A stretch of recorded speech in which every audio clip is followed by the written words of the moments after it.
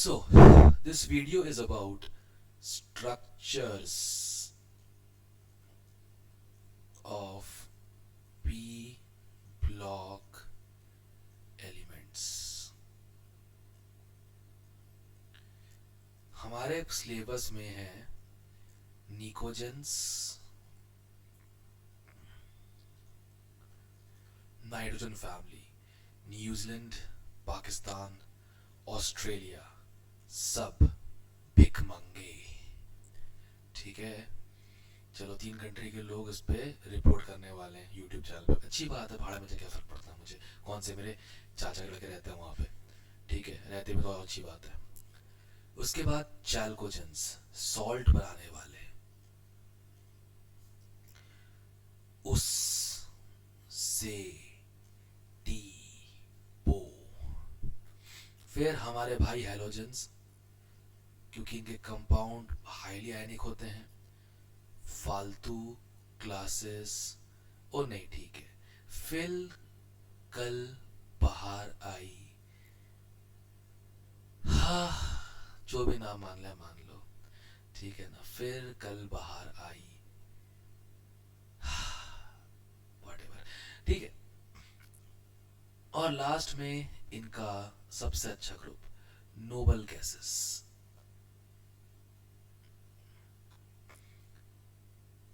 हीना, नीना और करीना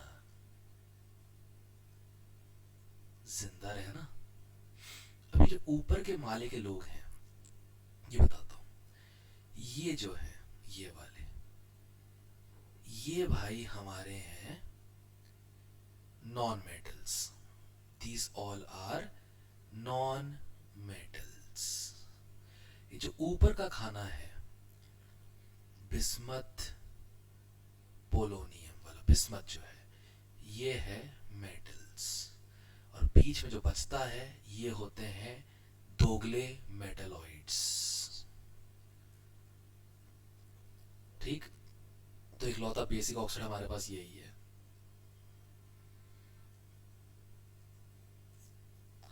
अब ध्यान देना मेरी बात पे। अब इसके स्ट्रक्चर्स में हम लोग किस किस के पढ़ने, बताओ। इनके कंपाउंड्स हैं, फास्फोरस के हैं, सल्फर के हैं, इंटर हैलोजेंस हैं, ठीक है, और जेनॉन के। तो शुरुआत करते हैं बिल्कुल सिंपल तरीके से।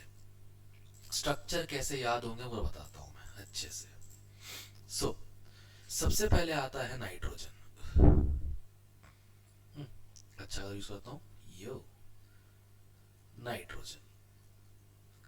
खुद तो पता ही है क्या है ये बेचारा, ये है N ट्रिपल बॉन्ड N। ठीक, अब N ट्रिपल बॉन्ड N जो है, ये 5 टाइप के तो बनाता है ऑक्साइड्स। N2O, जिसको हम बोलते हैं लाफिंग गैस, ठीक है, nitrogen oxide. NO, nitric oxide, ठीक है। हुश, N2O3, ठीक है, the blue nitrogen oxide, acidic होता है। NO2 और इसका डाइमर भाई N2O4, और तीसरा N2O5। याद कैसे करना है समझाता हूं। सबसे पहले तो N2O5 बनाते हैं। N2O5 में 5 ऑक्सीजन है, 2, 3, 4, 5। इसको ऐसे बना दो, और 2 नाइट्रोजन लो अपने पसंद के, और एक इधर लगा दो, एक इधर। फिर बीच के बॉन्ड्स बना देते हैं। इनके बीच में सिंगल, इनके बीच में डबल, इनके बीच में डबल, और एक कोऑर्डिनेट बॉन्ड ये वाला। ये हो गया तुम्हारा N2O5। अब सिंपल समझाता हूं कैसे बनाना है N2O3, ठीक है। क्या बोलते हैं, N2O4 and all that, right. ठीक है, सिंपल समझाता हूं। अब जैसे क्या बना दिया मैंने, बना दिया है ये अपना N2O5। N2O5 का बीच का ऑक्सीजन गायब कर दो। बीच का ऑक्सीजन गायब किया, सिंगल बॉन्ड जोड़ दिया, क्या बन गया N2O4। ओके, अब क्या बनाना है, NO2, कोई बात नहीं, वही बन जाएगा। ये देखो ध्यान से, ये हो गया, पूरा ही गायब कर दो, आधा कर दो इसको। लो, इसको मैंने आधे में काट दिया तो क्या बन गया, NO2। ठीक है, इसमें एक इलेक्ट्रॉन ही बचता है, बस ये एक इलेक्ट्रॉन है। अब क्या है, N2O3। चलो कोई ना, ये रहा। ठीक है, N2O3 बनाना है, कोई बात नहीं, दो ऑक्सीजन गायब कर दो कोऑर्डिनेट बॉन्ड वाले, उसकी जगह पे क्या आ जाएगा, वो तो गायब हो गया, लोन पेयर। ये बन गया N2O3। अब क्या है, NO।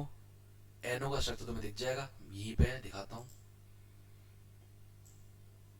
ये रहा स्ट्रक्चर।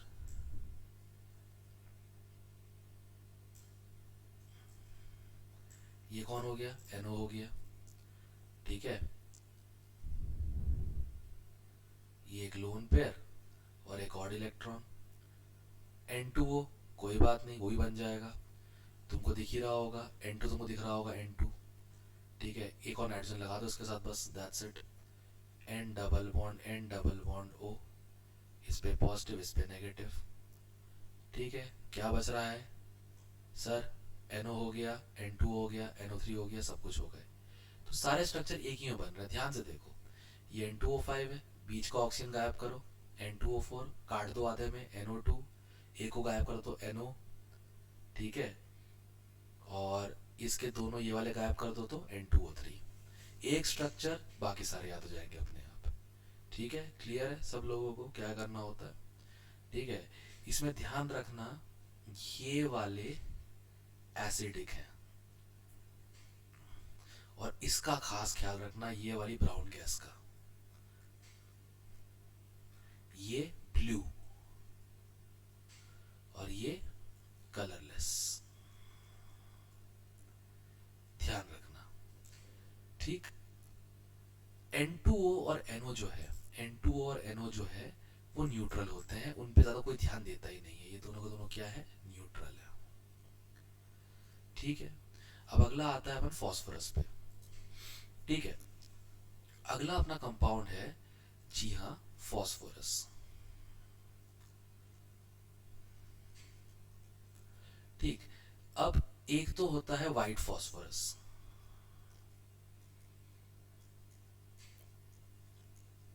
व्हाइट P4 का स्ट्रक्चर कैसे बनाना है बताता हूं मैं। ऑपोजिट पीस को उठाओ, चार हिस्सों में रखो और सबको ज्वाइन कर दो, ये रहा, टक टक टक टक टक टक टक टक। रेड फॉस्फोरस एक बंधन खोल दो,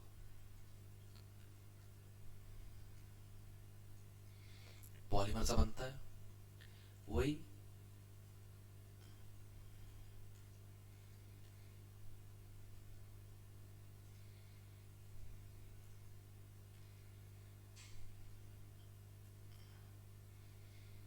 ठीक है, ये वाला ज्यादा स्टेबल होता है इस वाले से, वैसे सबसे स्टेबल तो कौन सा होता है, बीटा ब्लैक होता है। दो स्टेबल और स्ट्रक्चर से, बट स्ट्रक्चर नहीं, उनकी टेंशन मत लो।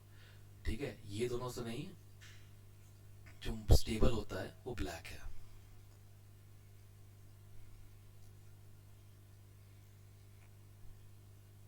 ठीक है, बीटा ब्लैक भी, क्योंकि ब्लैक याद कर लो, कौन सा अल्फा बीटा पूछते हैं वो लोग, सीधा ब्लैक याद कर लो, काम खत्म करो, क्योंकि इनको जला के बनाया जाता है। अब बात आती है इनके ऑक्साइड्स की। ठीक है, वो स्ट्रक्चर एनसीडी का दिए नहीं है, बट उनसे तुमको फायदा क्या मिला तो बताता हूं मैं। देखो, सबसे पहले तो P4O6। ठीक है, व्हाइट फॉस्फोरस का ढांचा सबको याद है। ठीक, P4O6। अब इस ढांचे को ऑक्सीजन से जोड़ दो,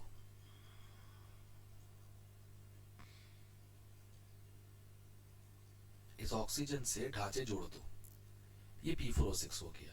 और कोई पूछे P4O10, जो कि ज्यादा ज्यादा एसिडिक होता है इससे, तो वो बन जाएगा क्या, P P P P O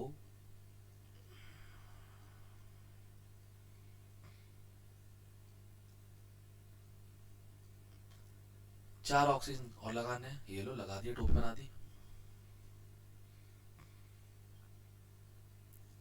clear? P4O10। अब इनके ऑक्साइड्स बनते हैं।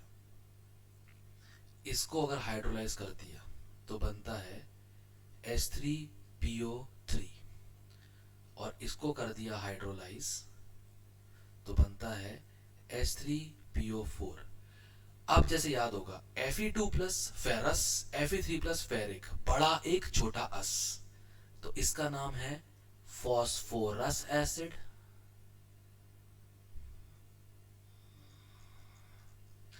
और इसका है फॉस्फोरिक, फॉस्फोरस एसिड, और इसका है फॉस्फोरिक एसिड। बड़ा छोटा वाला अस, बड़ा वाला एक, पहचानने के लिए।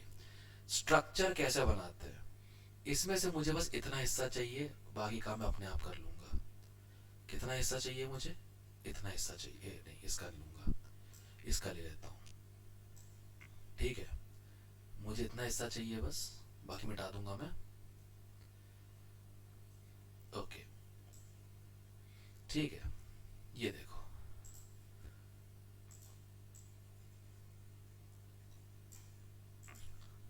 अब देखो करना क्या है। अभी अगर मैं सब पे H लगा दूं तो ये स्ट्रक्चर है H3PO4 का। अब मुझे बस कुछ नहीं करना, ठीक है, just a moment, give me 1 minute. Okay हाँ, सो पूरा ही मिटा देता हूँ और थोड़ा पीछे कर देता हूँ इसको मैं।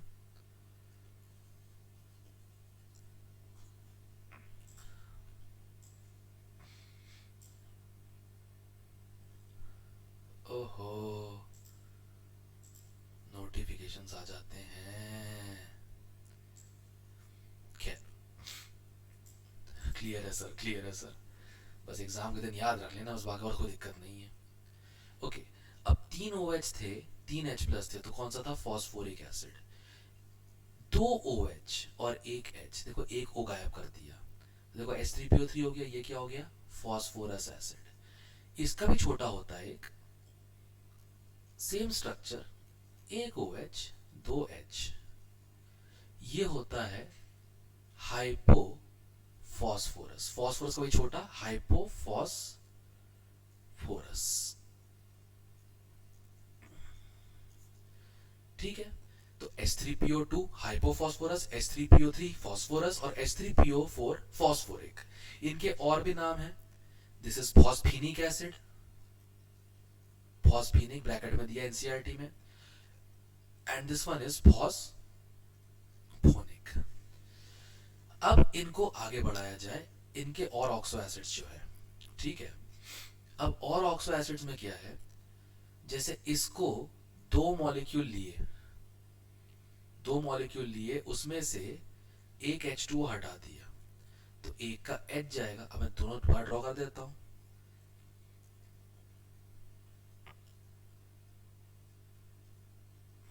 एक मॉलिक्यूल,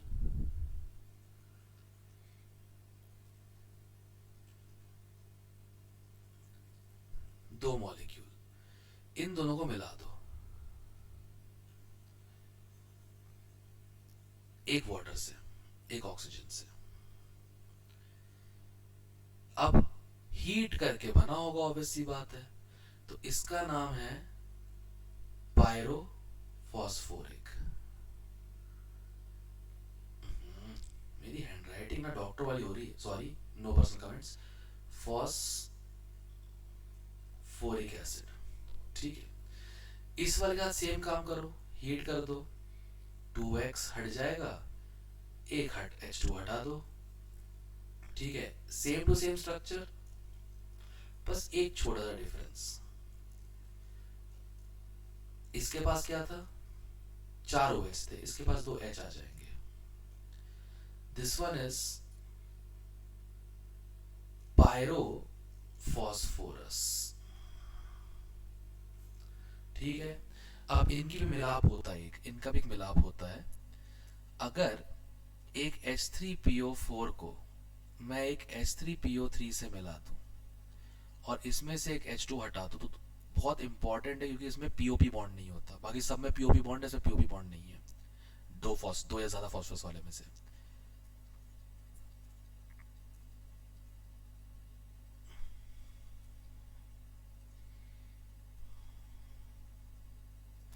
इसे कहते हैं हम लोग हाइपोफॉस्फोरिक एसिड।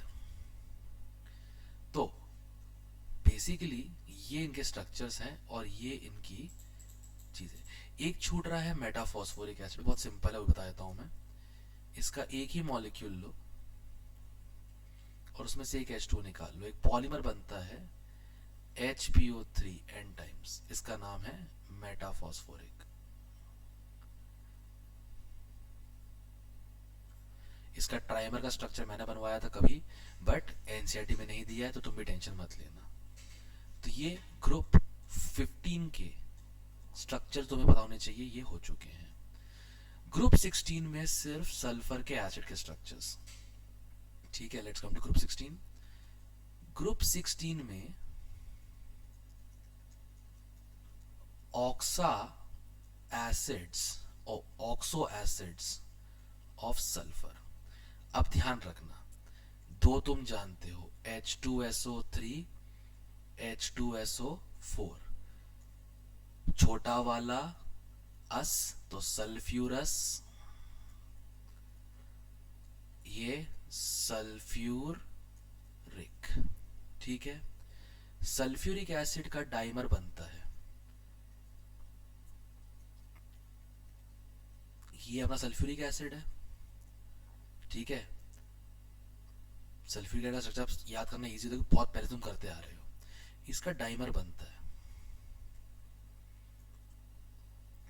इसको हम कहते हैं पायरोसल्फ्यूरिक एसिड। ओलियम मत कह देना गलती से भी, कॉन्ट्रैक्ट प्रोसेस काट दिया सिलेबस से, इसका मतलब ये नहीं कुछ भी बोलते रहोगे। ये क्या हो जाएगा, पायरोसल्फ्यूरिक एसिड। क्लियर है? अब इसके अलावा जो दो एसिड्स हैं सबसे इंपॉर्टेंट तुम्हारे सिलेबस में, ठीक है, एक तो है कैरोज एसिड।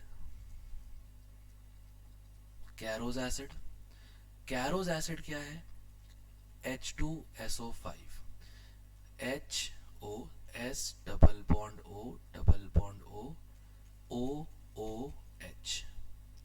इसको एक और नाम से जाना जाता है पर सल्फ्यूरिक एसिड।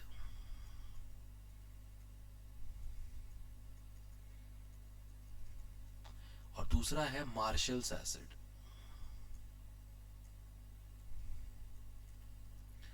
ये इसका डबल है। बस पायरोसल्फ्यूरिक एसिड में एक और डाल दो परऑक्सीलिंक के लिए, तो इसका नाम हो जाता है, जैसे इसका था पर सल्फ्यूरिक एसिड, इसका नाम है परऑक्सी डाइसल्फ्यूरिक एसिड। ठीक है, ओके। अब एक चीज अगर मुझे याद आ रहा है, फॉस्फीन सिलेबस से हटा दिया गया है, टेंशन मत लेना। ठीक है, PCl3 PCl5 है इसके अलावा। तो PCl3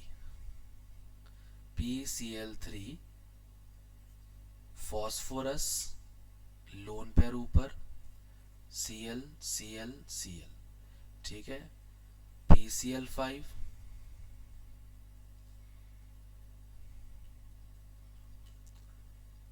ट्रायंगुलर प्लेनर, जिसमें ये बॉन्ड्स लंबे और वीक होते हैं। ध्यान रखना, लंबे और वीक होते हैं।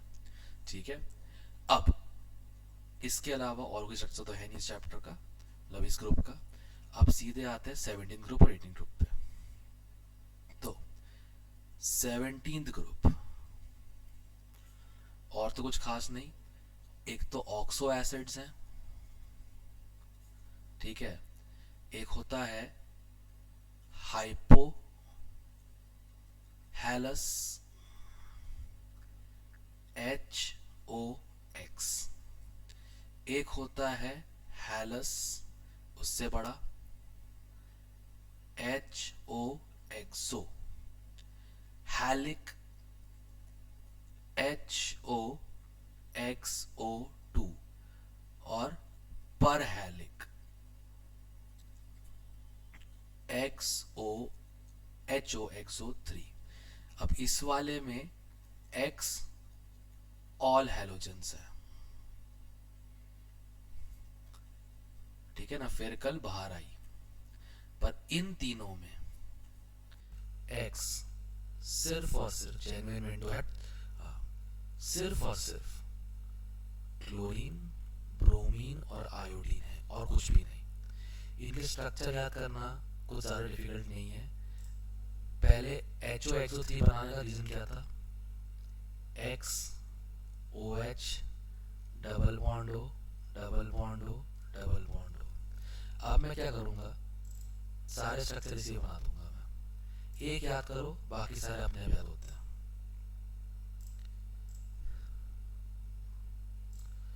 एक मिनट, एक दो तीन चार।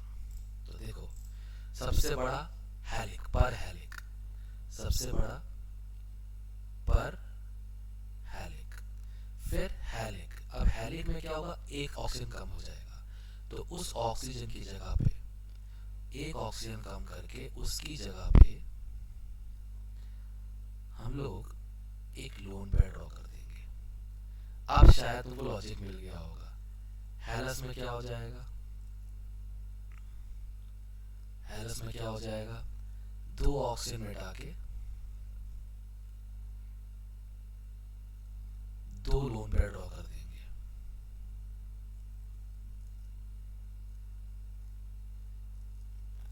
ठीक है। और हाइपोहेलस में, हाइपोहेलस में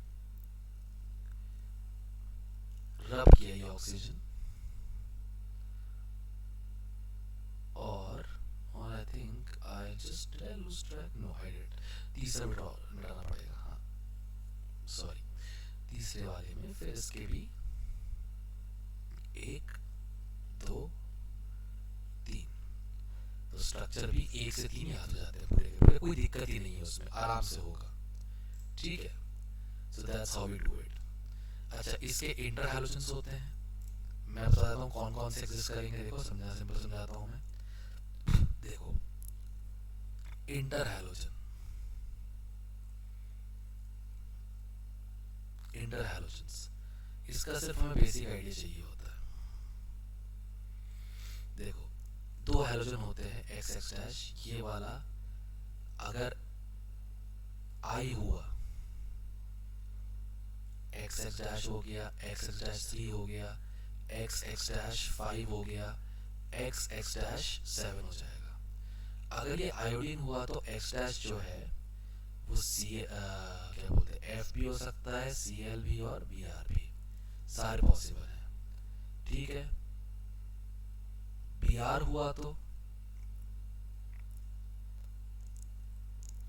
Cl भी और क्या था, Cl और F। Cl हुआ तो सिर्फ F, मतलब ये वाला मोर इलेक्ट्रोपॉजिटिव होना चाहिए। ठीक है, अगले वाले में ये I हुआ तो ये वाला F हो सकता है, Cl हो सकता है, पर Br नहीं हो सकता। अगर ये Br है तो ये F हो सकता है, ठीक है, F हो सकता है, बट Cl3 भी हो सकता है, बट ज़रा स्टेबल एग्जिस्ट नहीं करता। ठीक है, और अगर ये क्या बोलते हैं Cl है तो ये सिर्फ F हो सकता है। ठीक है, Br के साथ भी ओके, I के साथ F Cl और Br नहीं होता इसमें, और Br के साथ Cl हो जाता है, कोई दिक्कत नहीं, थोड़ा बहुत हो जाता है।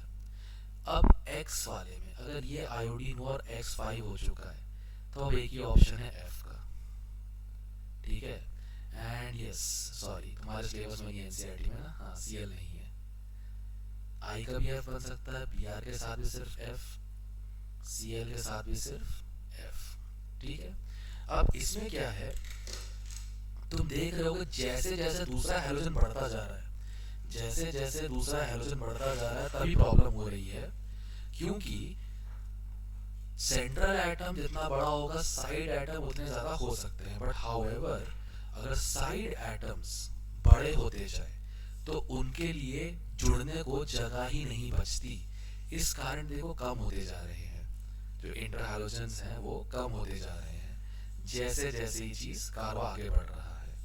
ठीक है, जैसे IF7 की बात की जाए, जैसे IF7 की अगर बात की जाए, ठीक है, तो IF7 ही एग्जिस्ट करता है इकलौता हेप्टाहेलाइड जो है।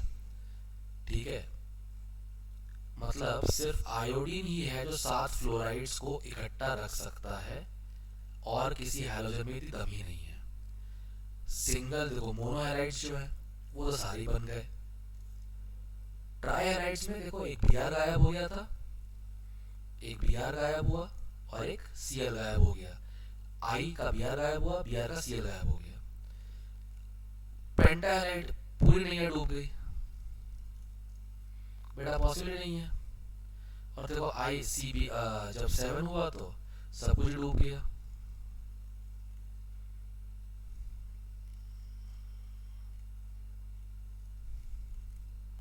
तो ये सारे हैलोजेंस होते हैं। अब इनकी शेप सिर्फ एक ही याद करो तभी सारे काम हो जाएंगे। इस वाले का देखिए रहा है 2 ही बॉन्ड्स है लीनियर। ठीक है, इस वाले का बेंड टी, थोड़ा सा बेंड टी शेप हो जाता है। इस वाले का स्क्वायर पिरामिडल, और इस वाले का क्या था, राइट, हाँ, पेंटागोनल बाइपिरामिडल। अंग्रेजी के नाम है ना, याद करना बड़ा मुश्किल है।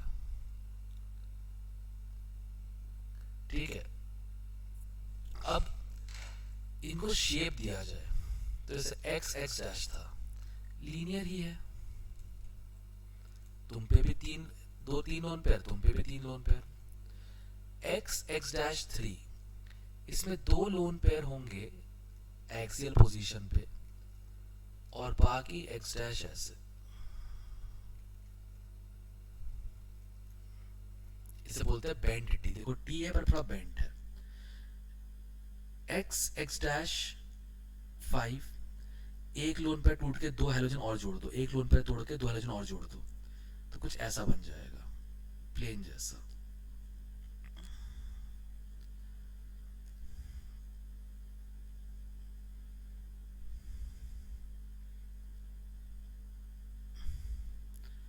एक्स एक्स डैश 7,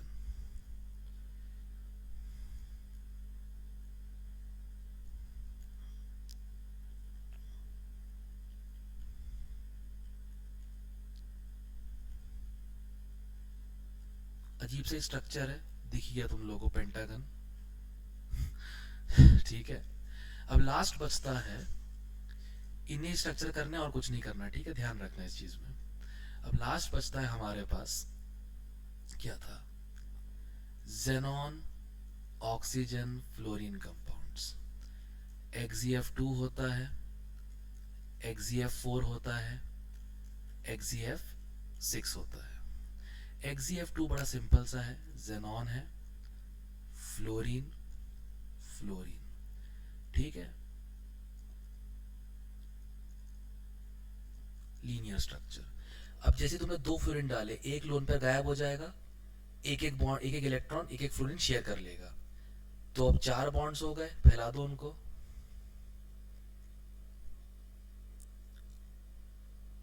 एक लोन पेयर ऊपर, एक लोन पेयर नीचे, स्क्वायर प्लेनर। XeF6 2 फ्लोरीन और आ गए, 2 फ्लोरीन और आ गए, 2 इलेक्ट्रॉन और ले लेगा। XeF लोन पेयर, बीच के F को ऐसे रहने दो, छेड़ना नहीं। इनके अलग अलग शेप्स हैं, नाम है, ये लीनियर है, ये स्क्वायर प्लेनर है, और ये डिस्टॉर्टेड ऑक्टाहेड्रल है। ठीक है, ये सिर्फ फ्लूएंट के साथ। अब सीक्वेंस में ऑक्सीजन वाले, अब सीक्वेंस में ऑक्सीजन वाले दो ही हैं, XiO3 XiO4 जो सिलेबस में है। XiO3 जिनॉन के पास 8 इलेक्ट्रॉन होते हैं, सबने डबल बॉन्डिंग कर ली 3 O के साथ, एक लोन पेयर। XiO4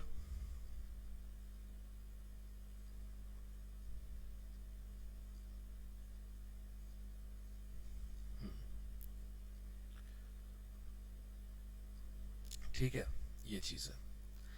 अब इसके बाद XiO4 हो गया, XiO3 हो गया, ठीक है।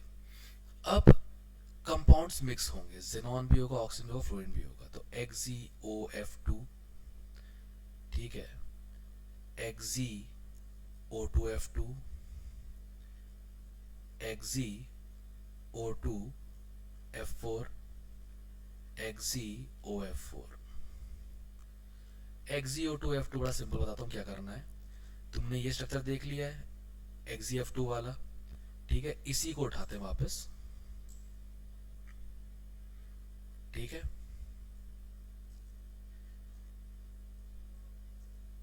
अब ओहो, 2 बार क्यों हो जाता है?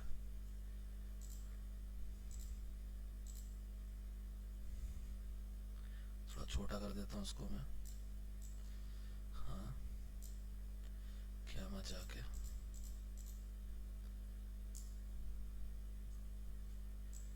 एक ही आया, चलो बढ़िया। इसको जरा पहले छोटा कर दिया जाए, सॉरी। ओके, अब इसमें से मैं ये काट देता हूँ, ठीक है। इसको दोबारा सिलेक्ट कर लेते हैं ताकि इजी हो जाए हमारे लिए यहाँ डालने के लिए, ठीक है। अब जो करना क्या है तुमको बताता हूँ, बहुत सिंपल तरीका है। तुमको XiF2 पता है, XiF2 तुमको दोनों पता है। इसमें करना कुछ नहीं, जैसे लोन पेयर है ये वाला, एक लोन पेयर मिटा दो, डबल बॉन्ड O लगा दो, और सर फिर XiO2F2 में 2 लोन पेयर हटा दो,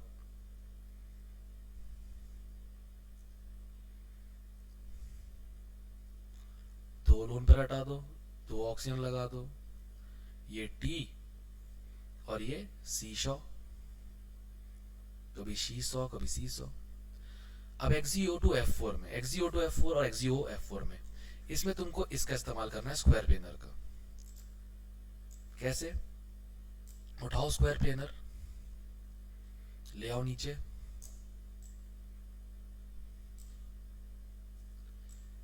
ठीक है।